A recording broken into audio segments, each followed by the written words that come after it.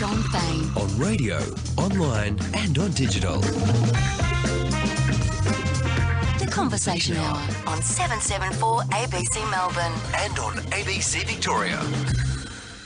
Kavisha Mazzella is my co-host.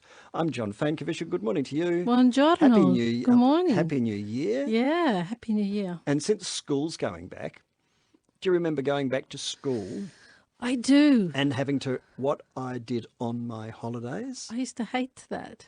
Oh, I was going to ask you to do it. I mean, I used to hate it at school. I don't mind now. I remember getting into trouble one year for saying to the teacher, I think it was grade 6, why do we have to do this every year? This is so boring. I had to write lines, I think. Yeah. I shall not talk back to my teacher or something like that. Troublemaker. Yeah, troublemaker. First day was always scary because you got to meet the new teacher who was going to be in charge of your life for the rest of the year. Yeah, yeah. Scary. Yeah, and I think, the thing that always reminds me, it's this weather. Something about the weather starting just to get a little bit out of the summer now, and there's a light change. No, it always used to get really hot just when school went back, just in time to make the milk bottles out the front of the school in crates. Remember the milk? Get an inch thick cream in the top and make you feel like you were going to vomit when they were opened. Jeez. I hated them. I used to hate that. It's amazing you've survived childhood, John. But meeting the teacher, I mean, teachers in primary school, I don't know, now probably still the same. They were such a dominant figure in your life. Yeah, and it was great if they were friendly. Yeah. You know, God bless them. All of them. So what did you do on your holidays? Well, I actually decided to do nothing. And this is really quite something for me because I'm a bit of a workaholic. And I'll be doing something even if I'm, paid work or unpaid work, I'm always doing something. So I just decided this year, I'm really tired and I'm really going to aim to be as lazy as possible. And it was fantastic. I went to the beach. I was in West Australia, up in Yanchep, north of Perth. It's an old fishing, was an old fishing village. And why did you choose Yanchep? Oh, my parents are there. Okay. And there's nothing like home-cooked food. And all my brothers, the amazing thing was I have 4 brothers and they were all there and they were there with their kids. So it was really quite a big tribal gathering. How many people? When everybody was there, it was about, I think about 40 people. Wow, and who did all the cooking? Well, everyone pitched in, so it was fantastic. Really. And what did you eat? I'm gonna guess it's a lot of seafood. Yeah, well, we're lucky because our next door neighbours are lobster fishermen, and so they would bring us, stuff that they weren't eating. They would bring to our table. Not fair. Oh no, I think it's a good reward for a hard year of work. And we did eat lobster one day, and my dad is passionate cook. He was in the food business all his life, so we had a little cafe, family cafe, that we used to all work at from the age of 8 upwards. And we thought our parents were cruel then. But I'm really glad now I had the childhood I had. But, we ate a lot of... Well, my mum's Burmese, so we also eat Burmese food. And your dad's ethnic origin is? Italian. Italian and Burmese. Yeah. Blended together. Yeah, and... Do you sell tickets to these family meals? It is a bit like a theatrical performance because there's a few performers in our family as well, beside me. So it's very entertaining when everyone gets back together again. So do you sit in the corner with guitar singing while they all do the cooking? Well, I have to say this year was something incredible that every brother now owns a ukulele. So we were all strumming the ukulele together. It was pretty funny. Yeah, it was great fun. It was great fun. Well, I mean, if everybody does get on in a family like that and you have these mass gatherings, then that's just a wonderful, wonderful thing. Well, I have to say we actually like each other in our family. and which is really something. Of course, we get annoyed with each other. It's not totally Pollyanna or anything, but we have our little tiffs here and there. But generally, I have to say I'm very grateful that our family, they're very interested in each other, what they're doing, and catch up, and so it is genuinely a lot of fun. And how's the West? Because the only thing we ever hear, I know there's an election campaign underway, but the only news we really get is about the mining boom and the fly-in, fly-out workers and all the rest of it. What's it like? Unfortunately, it's given a lot of comedians a lot of great material, and the comedy scene is alive and well in WA. Oh, it's a good They thing. talk about mining zombies roaming the streets of Perth and other things like that. I think it's got a really vibrant music scene, and the artists, the local artists, are all doing great things. But it's still a long way away. Yeah, but isolation is fantastic for art, because you're going to make great stuff, and you're going to make stuff that that you're. Oh, look, on my birthday, for example, I had my birthday at this beautiful little art gallery right on the beach. Mm-hmm. Just outside the window is a boardwalk, and then there's waves, and it's called the Kidogo Art Gallery. So if you're ever in Fremantle, go down there. It's on Bathers Beach, and there's a little art school at the back. And I thought, wow, it's beautiful. You don't feel isolated or anything. You feel like you're completely in paradise. Well, so when you're in paradise, who cares about where you are, right? It's just so vast, though. I mean, I've been to the Kimberley a bit, been to Perth and down the bottom round. It is vast, you're right. The big forests down south in Albany, and we drove the Nullarbor once. But in between, haven't got a clue. It's amazing. Even when you're from there, it takes a long time to learn the West Australian landscape. Yeah, because it's like, it's 4 or 5 days drive from the bottom up to the top almost, isn't it? Yeah, and I think that sense of space and the sense of light, and I think it really affects people, in their art and their poetry and their music and their writings. It really does affect people, I think, in a good way. Well, but I do love living here. I do love all the population. That's the thing that I love about living in Victoria. I just love how there's so many diverse communities all living together. And well, we try and get the best of both worlds. Yeah, that's pretty exactly. much how we do it. Anyway, now you've got the guitar there, and lots of guests joining us shortly. We're going to look at soup kitchens, soup vans, and also Dipper. Robert Dipper DiPierdomenico, together with Adrian Panozzo, coming in from Reclink. Lots of things coming your way. But Kavisha Mazzella with a song first. So what's it going to be? Well, do you remember that film Il Postino? It was released in maybe 20 years ago now, with Massimo Troisi, about the postman who delivers the mail to the poet Pablo Neruda, and he's exiled. Oh, John, go down to the Clifton Hill video shop and hire it. So this is a song inspired from that movie.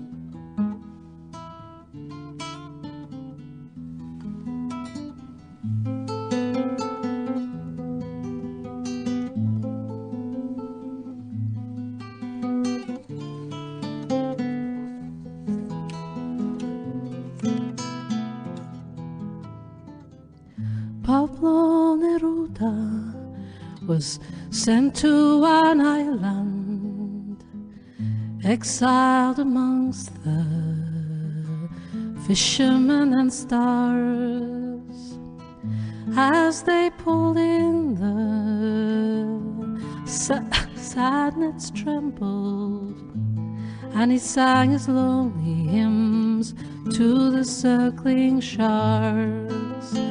Ay, ay, ay, ay, how the wind she moans, the fishermen sing Santa Lucia, fishing till the dawn.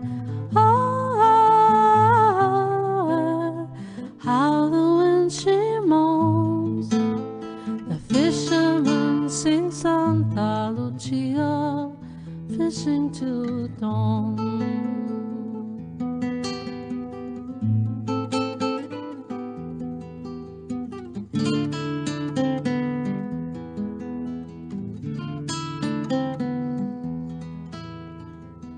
Pablo Neruda loved a woman, so he planted a tree inside her breast. The tree was nourished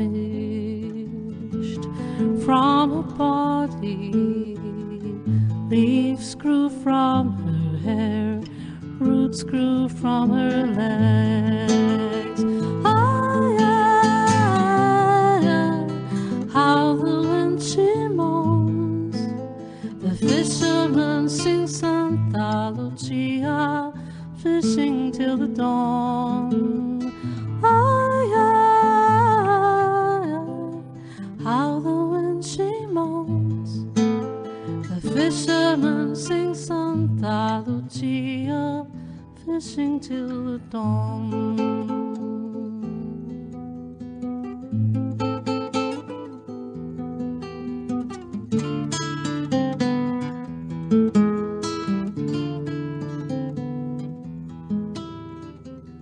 Pablo Neruda met the postman who walked 1,000 steps to bring him mail.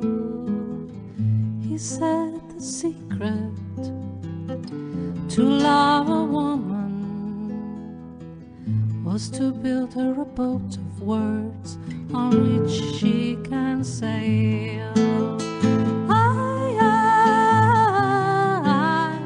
How the wind she moans, the fisherman sings Santa Lucia, fishing till the dawn. How the wind she moans, the fisherman sings Santa Lucia, fishing till the dawn.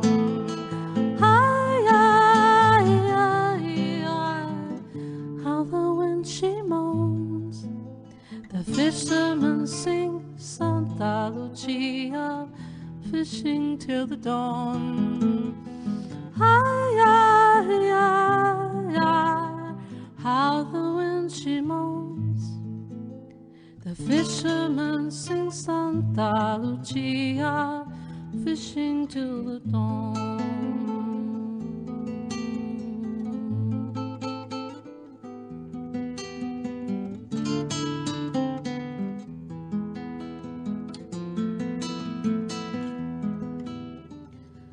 Pablo Neruda was sent to an island, exiled amongst the fishermen and stars.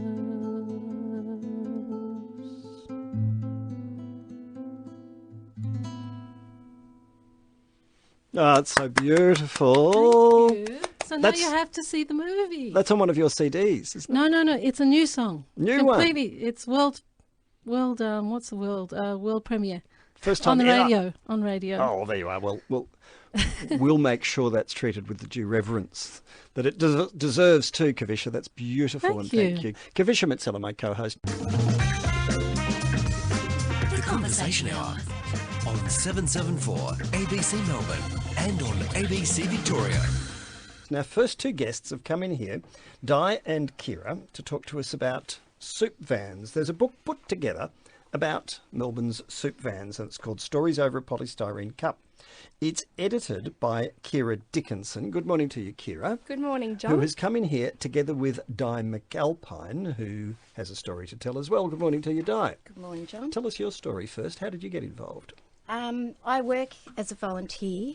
I work as a volunteer at the Collingwood Soup Van, and Ken, the manager, said to me that Kira who was, I think you're on your wedding, having a holiday or something. There's a chick that works on the food van who's doing a book, and he wanted us to speak. And so when she came back, he put us together. So we did the run together, and we were talking, and then just from there, it just snowballed. It went really fast because Kara was sort of putting it off for like a year or something. Well, when I met Diane, I still remember the day because Ken said to me, "Oh, we've got this reformed heroin addict named Diane, and she's coming on the van as a volunteer now. She used to live on the street, and she used to, she was a prostitute in St Kilda for some time." And I thought, wow, this is quite exciting that now she's come full circle and she now volunteers on the van. And I thought, well, what to expect? Someone who's quite shy, maybe pale, maybe a little bit sick, emaciated, and Diane springs in one day and she's wearing flaming green pants and jangling earrings, and she just launched straight into her story, which is the incredible thing I think about Soup Van, is that people just lay everything bare, and they're not afraid to tell you exactly how and why they've come to the Soup Van. So, Di, do you wear your past as a badge of honour? A badge of honour, yeah, because I've overcome it, and I've pretty much done it on my own. I didn't do it through the system because I found the system's, it's severely broken, and I had to kick doors down to get help, because the way everything's funded within the welfare system and everything. So, I think from doing that, I started to become proud of who I am, because a lot of people try and shame you into not doing their job or whatever, and I just learned to stand up for myself. And that was one of the biggest things when I did stop using drugs, is sort of when I had the heroin, I was a sort of like a lioness. I was pretty tough. Then when I stopped, I was like a mouse. I didn't have a voice, I've just met you. There doesn't seem much mouth. No, definitely not. It's so inspiring. It's really inspiring, your story, and great inspiration for everybody who's going through a struggle and a battle, that it is possible to change. I think that's what we tried to do with the book, is a lot of people have these amazing stories about how and why they came to the Soup Van, and I became a scribe for them. I started reading it last night, and it's so beautiful. I haven't finished yet, but it's such a great thing, because the thing is that unless you maybe have encountered the situation yourself or met the people yourself, you don't hear about it. But to see it in a book, which means it will get put in libraries, school kids would read it, and it's really about breaking down stereotypes about homelessness, isn't it? And too, for me, what I found from my own journey was, and one of the reasons I chose to do the van, is a lot of people don't realise their own worth, and they feel they have nothing to contribute as a human being, and you dismiss yourself. Because I remember writing myself off and thinking I'm nothing but a junkie, and I feel it's important for people to realise how much depth we all have, and how rich life is. And, I met a lot of great poets, actors, and they're all broken spirits, and they sort of, including myself, we were looking for validation from people that didn't have a clue. There's so many professionals make a lot of money off us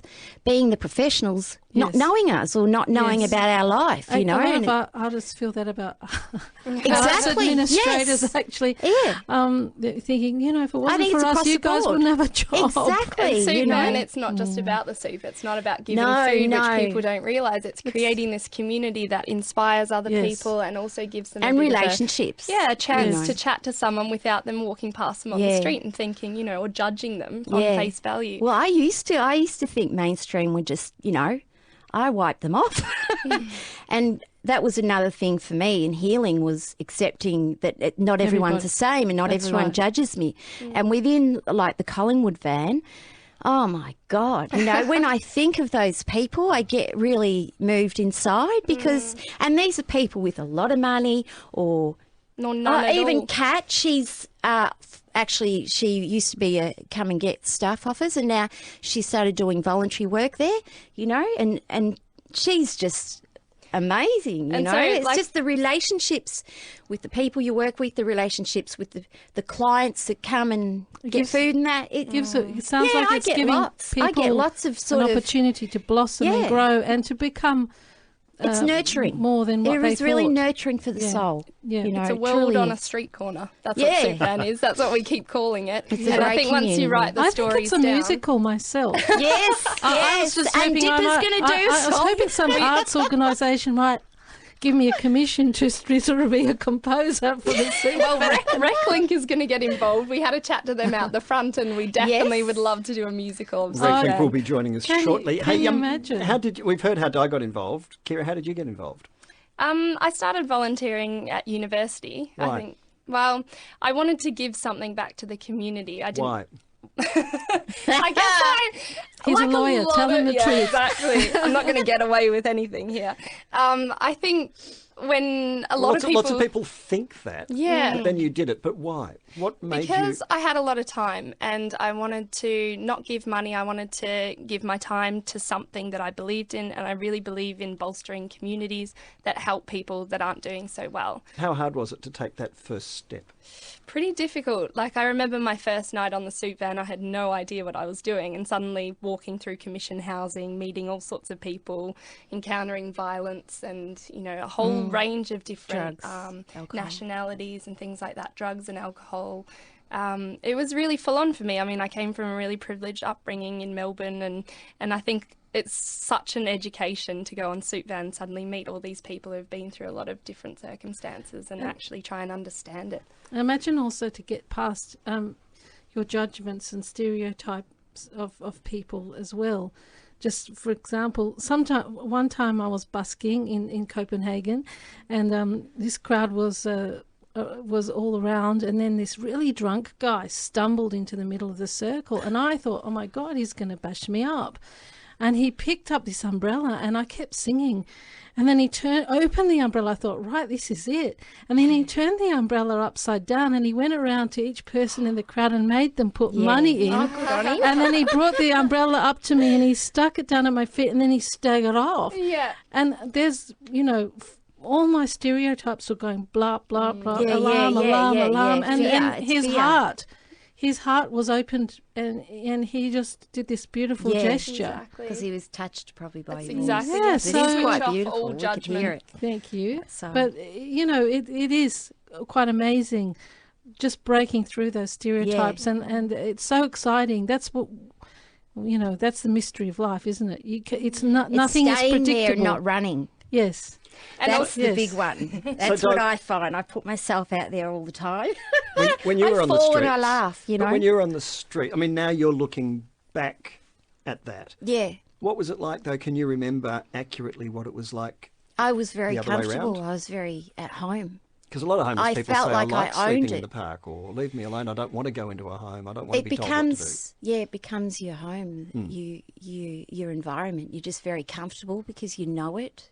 You can read people, dynamics. You can see things before they happen and you can predict fights or danger. You get good at reading people. And So what was there a light bulb moment for you when you changed? yeah, I do remember being down Fitzroy Street, and I can't remember why, but I do remember thinking, geez, I'm meant to be dead now. I'm not meant to be alive, because I couldn't imagine anything other than using. And my intention was always to die. I never tried to slash my wrists, or I saw that happening all around me all the time, but I just couldn't do that. But I had a death wish without a doubt, because I took so many pills. I was always, you know, taking pills and heroin and overdosing, and was clinically dead. You know, I was the most overdosed person at the Alfred Hospital, you know, and my partner Nick used to ring up, my ex-partner, and looking for me when he couldn't find me. He'd ring the hospitals, you know, and they knew me really well, particularly Alfred. Here she is again. Yeah. And The revolving door. yeah, and it was when I actually fell pregnant with my son Lockie, who's now 15, that I said, right, this little boy or this baby I'm gonna have this baby, and I'm gonna give him all the love and all the things I wish I had had, you know. He saved your life. Yeah, definitely. Amazing stories, and this book is a collection of these stories. It's called Soup Van, Stories Over a Polystyrene Cup. It's beautifully put together too, Kira. Congratulations. Thank the design and the effort that's gone into making it something everyone can sit there and say, well, we haven't just slammed this together. It's beautifully designed and illustrated. The photos are terrific and the stories are very moving. You've heard but one of them today. How many stories are in there? How many people's stories? Oh, about 20 or so. Lots of different stories in there. Diane McAlpine, who is remarkably open and upfront and frank and honest about her own past, together with Kira Dickinson, who's the editor of this book called Soup Van, Stories Over a Polystyrene Cup. And I'm assuming someone has been very generous in helping you put this together. We've had a lot of generosity. We did have a big fundraiser on Smith Street at one of the cafes, which a lot of people from the van came to and helped contribute, but also from Street Smart, who is an organisation that helps small organisations helping homelessness. So we did get a grant from them as well, which is fantastic. I salute you. Kira Dickinson, the book's called Soup Van, Stories Over a Polystyrene Cup. Robert Dipper DiPierdomenico, Dipper as he's known, and Adrian Panozzo from RecLink joining us as our theme continues for the rest of the conversation out in a moment. But first, some more music live in the studio from Kavisha Mazzella. And Kavisha, this time, what have we got? Oh, I thought I'd sing, well, your story, I guess, reminded me of this song. This is a song called Harbour, and it's from my last album, Love and Sorrow. And it goes like this.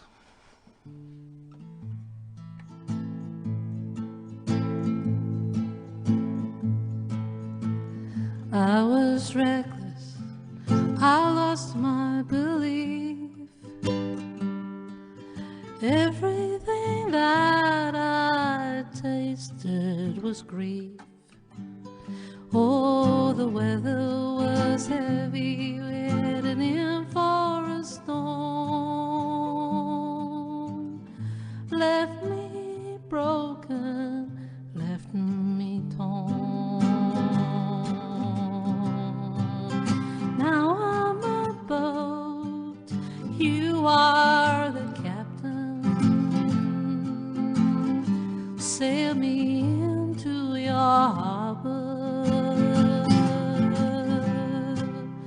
Now I'm a boat, you are the captain. Sail me into your harbor.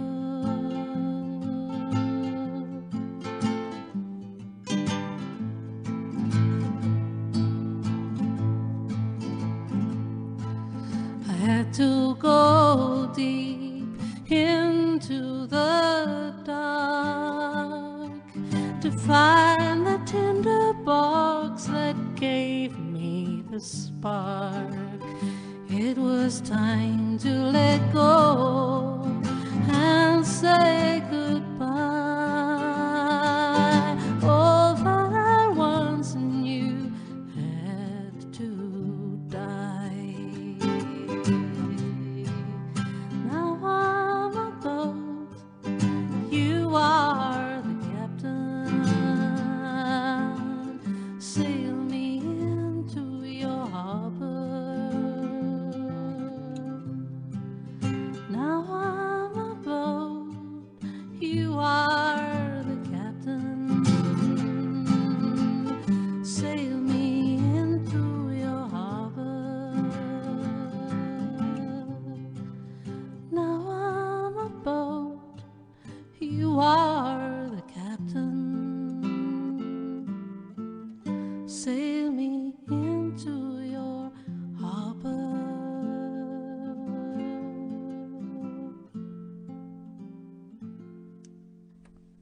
Oh, beautiful. You? Kavisha Mazzella live here in the studio. The Conversation Hour on 774 ABC Melbourne and on ABC Victoria. Cast of thousands here in the studio. Kavisha Mazzella is my co-host. Kira Dickinson and Hello. Diane McAlpine, our Hello. first guests, are joined now Hello. by the guys from RecLink. Adrian Panozzo is the boss. Morning to you, Adrian. Morning, John. And what have we done to deserve Dipper? Well, I'm just seeing how many words I can get in the next hour. Me too, I've got a AJ. pen and paper and I'm counting. Dipper, isn't it? Robert Dipper DiPierdomenico has come in and he's thrown his weight behind RecLink for a fundraising event that we will tell you more about in just a moment. Adrian, RecLink's already come in for a mention. The story that Diane and Kira were talking to us, there's so much in the community so much good that comes out from the work of organisations. Tell us a bit about RecLink. Yeah, look, I was explaining to the girls beforehand, we've been around for 20 years, and without really noticing it, we now provide over 1,000 sport and arts activities a month, supporting 500 other charities around the country. And we largely grew out of a volunteerism similar to the soup vans, and it's a community, and we know the soup vans well, and we cross paths regularly. And I think it's without that volunteer community spirit, and we're seeing it with the crises around the country at the moment, that when you really need stuff done, it's really the human spirit that gets it done. What's RecLink's what's your ambit? What's our remit? Yeah. Look, really to put Monday to Friday, as one guy once said to me, he said, "Adrian, drugs won't kill me. That's what the doctor will say, but boredom's the killer. I've got energy to burn and nowhere to burn it." And it's just that lack of purpose. We talk about giving people purpose in their lives. Busy people probably are struggling to fit in conversations with people that they owe them to, siblings, families, mothers and daughters and sons. And we're dealing with people who was one young girl who was roaming up and down Ackland Street, but would tell me that she would go weeks at a time without a conversation with anyone. And I can't even imagine that loneliness. And I don't even try to imagine that. I think we need empathy to really not bring a prejudice when we see other people struggling, because it could be us. Dipper, why did you get involved? Well, I've been involved with a company called health.com.au, the fastest growing health insurer online. And they I'll give you that one for nothing. It is the ABC, but that's okay. But that's the reason why we're involved, because they're involved with great initiatives and community spirit, and we've got this paddle series that we're involved with RecLink. But talking about boredom, I mean, when you're hyperactive like I am, I get bored as well. I travel 4 days a week around Australia. I do 1,000 things, but still I get bored. You give me an hour and I'll get into some trouble, But not having a conversation for an hour would absolutely kill me. But just talking to the girls outside before about the suit van and the book and Di's story, it's just amazing that, it's about experiences, and we need to talk to each other about what it's like and why shouldn't you go down that road and try and help each other. That's what RecLink does, and that's what we're all here about, And what, the paddle off? What can anybody? Is it a paddle off or paddle on? Basically, if you've got a kayak. Sorry, did I say something? No, that's a musician clearly articulating their passion and understanding support, and that's at RecLink we resolve that tension about bringing the arts and sports together, because there's a divide, and often you put in one basket or the other. But Dipper's... So you've got ukulele playing, paddling guitar people. circles. So basically Awesome. you can sit on your guitar with a paddle. Any type of vessel will get you from Sorrento to Portsea on Saturday, and have a bit of fun. But that's what it's all about, just getting the community out there. But not actually paddle off. But you can explain that about the series, Adrian. Yeah, look, we've been we work in about 18 communities around the country, and we've found that for people who enjoy the water, that there aren't a lot of, or haven't been historically, a lot of organised activities. And we do the traditional footy and cricket and singing and arts, but these peripheral things that people don't get access to or don't even know how to find, we respond to that need, and we do it in a very practical way. You're a paddle, Kira. Yeah. You're an author and a paddler, so strange combination. Write and paddle at the same time, and use the pen as a bit of. And Di, your days down at St Kilda, I'm sure you went into the beach and had a bit of a paddle every now and then. No, not much. No.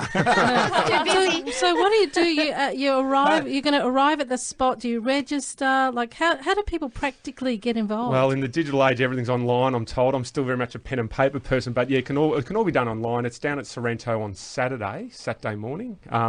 We fingers crossed that the weather's going to be good, but you can register online through our website reclink.org, and all the paddle information's there. Or health.com.au. Or health.com.au. And for those who don't have He's craft, slick, isn't he? He's so slick. Yeah. He's a prostitute. for example, my wife, she loves to do it, but with two young Let's talk kids. about that. I'm just throwing her in.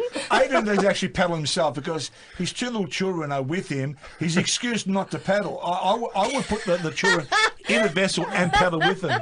No, I have a huge trouble staying in the craft. So, you know, when you're laying in the What sort of craft are they, though? What are they? Stand-up paddleboards, like people stand up on big surfboards, paddleboards, kayaks. No wonder you didn't. Dipper, you do that. You didn't put your children on that. I can understand now. But You could put them in the raft and pull them Yeah, along. all ages, families. It's look, we even had an Indigenous community come down last year who were living with a family in Melbourne, and for them to go to the beach, we do a lot of work through the Central Desert, between Alice Springs and the Rock. And like Dipper, you have done work with our footy program, but you know the power of just bringing people together and giving an opportunity. Yes. You know, a lot of people self-sabotage, and that's not. I'm not saying that in a prejudicial way. No. They just assume that they can't do. And Everybody that's everybody does time, that. having that time to yourself, walking. You know, you're in a negative spin. And it just gets worse and worse. You can talk yourself into suicide in a lot of situations because you think you're of no value. And it's affirmed. It gets harder within your own head. It becomes like your prison. Yep. And so for people to get out, it's sort of learning to be normal, learning normality, because for me, I didn't have normality. You know, and things like that are a safe way where it's not too confronting and everyone's there for each other. Having fun. And if you see someone sort of drifting out of the group, we all tend to just naturally bring them in. Yeah, you know? yeah, totally. We talk about the conversation of possibility, and that's just not for the people that we work with who are experiencing hardship. I think it's for a lot. The older you become, the less you dream. The older you become, the less you hope. Yeah. And you almost say, "Well, this is my lot." It's too late. It's too late. That's the constant. So we talk sabotage. about just start with a conversation of possibility, not Eternal childhood. Yeah. Yeah, well, you know, you have a conversation with someone about, you know, how about we do this? They'll give you 5 reasons why not. Yeah, exactly right. Yeah, but I actually think, I mean, you can't measure the amount that's done by volunteers in the community across the board. No. In fact, the whole place, the whole machine would grind to a stop Absolutely. Oh, yeah. if people weren't contributing. And so many people, you know, you stop work and you suddenly go, what am I going to do with my time? And you get caught up in Meals on Wheels, Lions, Rotary, all those sort of social clubs. The work they do, look at what's been happening in the fires and the floods. It is, I mean, it's just unbelievable it's how great much for there is. people's mental health too, to help others. It gets you I mean, it mixing. really lifts you Totally. when you reach out, and also you get a perspective on your own problems too. I What you think imagine. No your doubt own about problems. that. It's a form of therapy to tell your story, I think, as well. And that's what we found when people told their story to us. But actually, the act of writing it down and why we did the book was because then you make it actually substantial and you can share it. And that's where people can start to read it who aren't part of the community and get a good idea of what's happening and how they can contribute. I think in this country, we're very fortunate that we've got music and sport. I mean, sport in this country, to play sport, to be involved in sport in this country, not only gives you an opportunity for a platform, but brings people together. So many ways, you know, and as I mentioned before, I travel around Australia 4 days a week, and I'm in mining towns, I'm in Indigenous towns, I'm in capital cities day in, day out. That's why you have a great tan. That's my natural colour, actually. It's actually a fake tan, to tell you the truth. That'd be It's a orange. spray tan, well, that's spray tan. That'd be orange. Sorry, I threw you off your path. No. Sorry, I shouldn't have done that. But it's about conversation and things like that. Look, as a young boy growing up, I had no confidence, absolutely no confidence, because I used to be a stutterer. A kid with a stutter with a long name. A kid with a stutter with a long name who hyperactive. I think they call it ADD these days. Now, at school, I used to sort of be in a shell because I didn't want to speak because I couldn't speak quick enough for everybody. And plus, but what happened to me was that I had an opportunity to represent my school in running, jumping, skipping, hopping. And I think, hey, wow, you can be one of us because you're going to be great for our school. And all of a sudden, you're accepted. You're accepted. You found your niche. So a lot of the charity work that we do, if you've got children obese and whatever, or children who don't speak, or children with bad situations, is if you get them to tell them their story, then other people hear that story. I do a lot of work with the Alana Madeline Foundation, John Bertram and I, and of course the two the sisters who got shot in Port Arthur 11 years ago, and we do a lot of work around schools in bullying, anti-bullying, obviously. And there's a young boy in Footscray. I still remember the day. I went in there with a couple of AFL players, and they tell their story, who they are and where they come from, because we all come from somewhere. A small club, families. We've all got our own problems as well. Because you're playing the MCG, that gives you a great experience. But how to get there? My God, it's a long road for a lot of people. But I remember this young boy, and I said, okay, what are your dreams? Young lady, I want to be a singer. Great, fantastic. I want to be a ballerina dancer. Great. And there's a young boy just very quiet, but very obese. And I said, young man, and he didn't say anything. And everyone goes, oh, he's too fat to talk and whatever. I said, hey, listen, I got him up. I finally got him up. And I said, what do you want to do? He goes, I want to be an opera singer. Well, everyone just laughed. I said, okay, sing us something. Well, I'll tell you what, within 3 minutes of him singing, everyone just gone, oh, my God. Wow, since then, he's dropped 34 kilos. Wow. He's a king of a school. The kids appreciate him more. Yep. So it's about that conversation Susan Boyle moment. Sorry? Susan Boyle moment. Well, it is. But it's about conversation. It's about self-esteem. Self-esteem. And acceptance. Yeah, It go on, doesn't matter who you are, John. because there's that moment, and, school and bullying and the work Jim Steins was doing and that his foundation is still continuing to do. And it's great that the AFL have introduced the Steins Medal. I think that's going to become a really big thing to recognise the community work that footballers do as well. Okay. That's a I haven't really... heard of that. John, I met Jim Steins at 14 years of when he was 14 years of age in Ireland when I was playing over there and Barassi brought him along to teach us AFL heroes how to kick an Irish ball. Yeah. And his dream was to come over to Australia to play AFL football. Not only play AFL football. It's your fault. My fault. He played 270 odd games in a row, won a Brownlow medal, and started the Reach Foundation and stole the hearts of the people. Yeah. And but the changes that he made, but he got children. He gets kids to stand up and talk about who they are and where they come from. I think it's that loss of identity is everyone. And we're under pressure constantly, whether it's with government or partners, to quantify our outputs. And that's fine. How much are you doing? How much have you changed? How many people got a job? Bloody auditors. Yeah, numbers. People are numbers. We just finished a 4-year study where we provided 200 people with the opportunity to be heard, coded interviews. So eventually we can actually get some statistic out of what has happened in their lives. But it was quite interesting. The academic researcher came back and we said, what was the biggest finding out of this? He said, you know what you've done? You've actually given these people a voice and their story to be heard. And I think that's where something like the soup van, or we take a volunteer, give with your hearts and not your hands. Yeah, that's the same thing. As a volunteer, give with your hearts and not your hands. And with volunteers, they come along, and particularly corporate volunteers, we want to paint something, we want to plant something. It's like sit down for an hour, shoulder to shoulder. Yeah. Don't be a missionary. Ask what they want, not what you think they want. I saw a wonderful cartoon. Yeah. You know how they have the city mission sleep out and the CEOs are sleeping on the street? Yeah, this was the reverse. The homeless people will be sleeping in the CEO's houses. It was a cartoon. But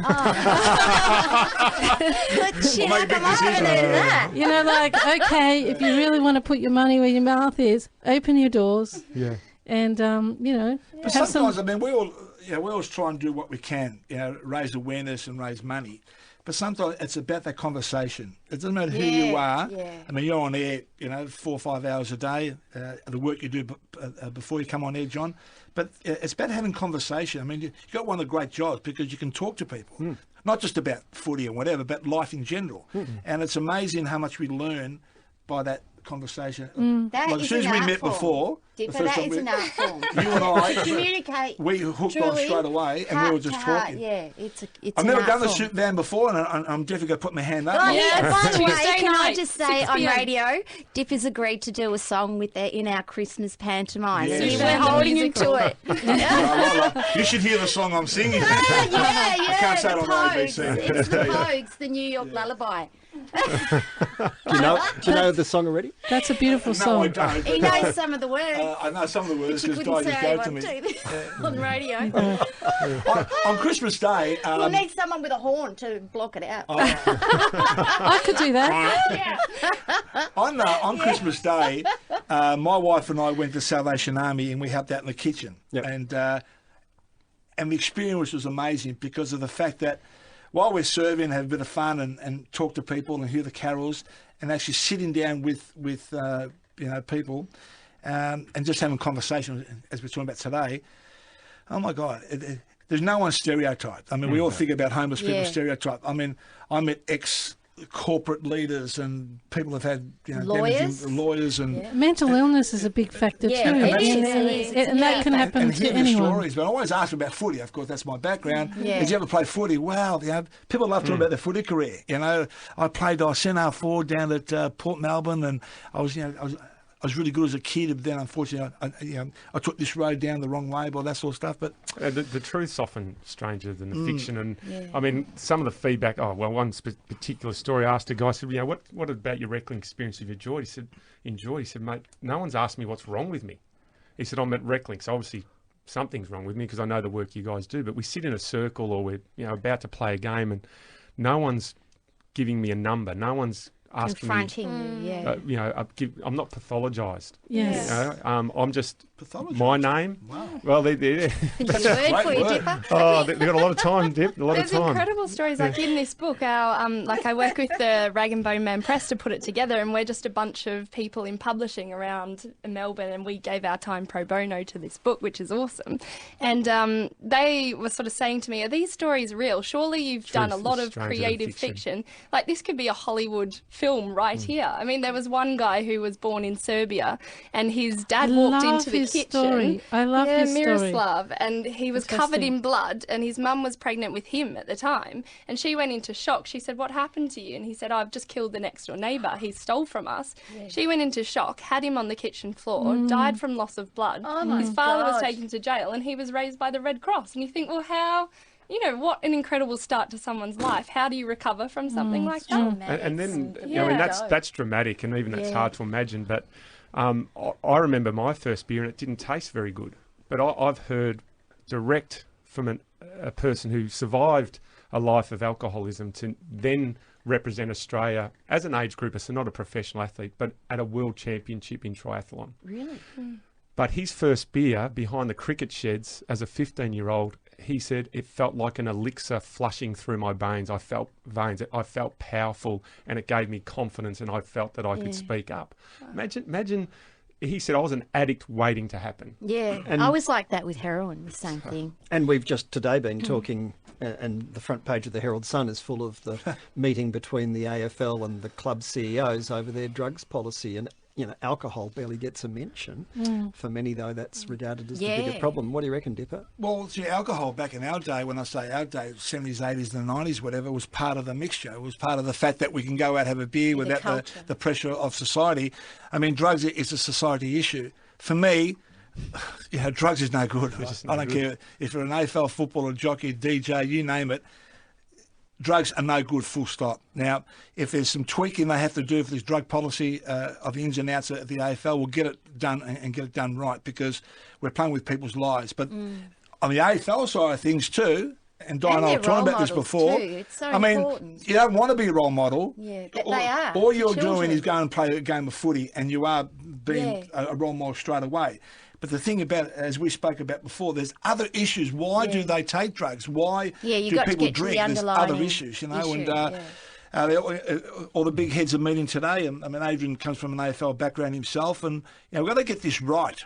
We've got to get this right, because there's other issues in AFL should be fixed as well. But the word drugs in AFL, as one who promotes the game, it's just not good for the game at all. Now, well, look what Lance Armstrong has done to our faith in sporting stars and heroes. Well, that's another story, And the librarians have put his book into the fiction section. Have they really? They should too. I said, could you believe that story? Can you just believe what's come out of that last time? I mean, he denied it. But everyone knew. Everyone knew. Well, you doubt, you suspected. You knew. But it shakes your faith. Because so many people came out prior. It shakes your faith at so many levels now. Well, you don't what know who to happens trust is and who to when they're believe. in the media, these sports people, they're elevated. And no one wants to believe that they're lying. No one wants to. There's a lot of money involved, and so that outweighs the truth. But now we're wondering, because of all the scandals with racing and horse racing and the spring racing carnival. Well, I think we need to look at each other, at ourselves, as a society, and where we're heading, people become a corporation, and it's all about covering up, and, it's not about the truth. And that old school... Not sure that is, no. I just help try me, to Dipper. use a word like you. Like Adrian. The old school, the Values. old school. Values. Yeah, thank you. He'll write you off. Yeah, they're all gone. They're all gone, you know. I don't. Because but I I just. do. I don't I think they're wonder gone. if we, we I don't hark think back they're to gone, the yeah. good old days, and I just wonder. I mean, I've got 2 boys, 4 and 2, and my 2-year-old walks up to the plasma to try and use it like an iPad, and Oh yeah. you know, I can't imagine the world that they're going to grow up in. I can't. Yeah. I can't because it's not created It's watered yet. down compared but to I when know even that we things were are already kids. different, and I Yeah. think in terms of the human spirit, I think what we do at RecLink is provide people with that tactile, because I don't think we've evolved as humans. No, as fast as a as community, technology we don't has. have I the think community. A hug's still a the hug. communities. The sport Like thing your is music, you're actually you're probably too good for radio because you're very stunning the way you look, but that doesn't come across. But Thank you. Thank you. That's what you do. Thank you.